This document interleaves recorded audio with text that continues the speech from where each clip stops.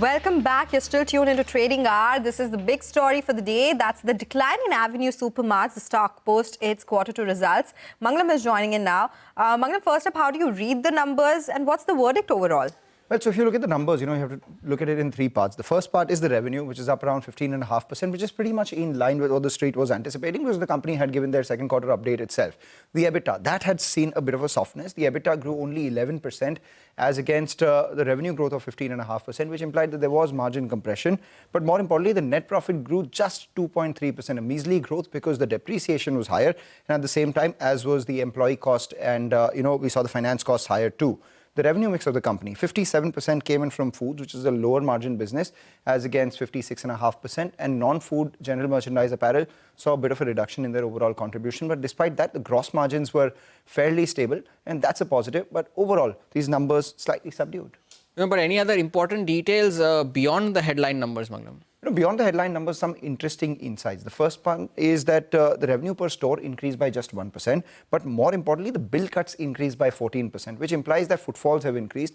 At the same time, we've seen, basket sizes become slightly smaller, maybe because of purchases decisions or maybe because of the fact that GST-related price cuts have come by. Employee costs were up 33% because the companies increased their employee base per store and at the same time increased the number of stores as well. And finance costs higher because the company's taken short-term bridge loans to accelerate stores. The important number, the most important number, capex of nearly 1,750 crores, which has been incurred this year as compared to 10% lower the same time last year. So these numbers tell you that the company is looking to transform itself.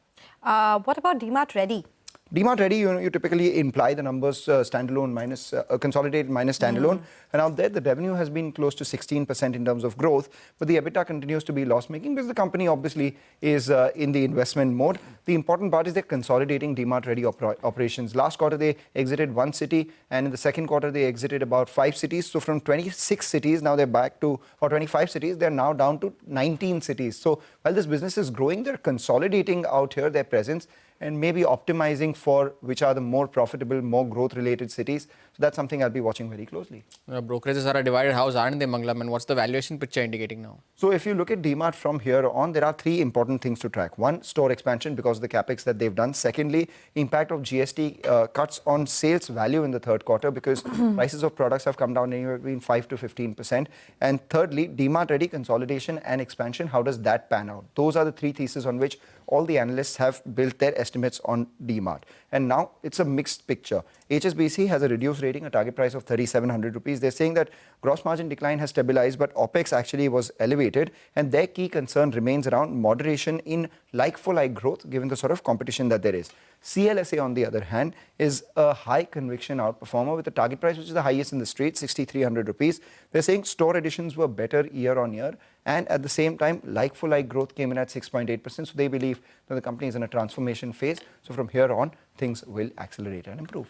All right, take that point. Thank you so much for explaining DMART's Q2 numbers and the road ahead as well.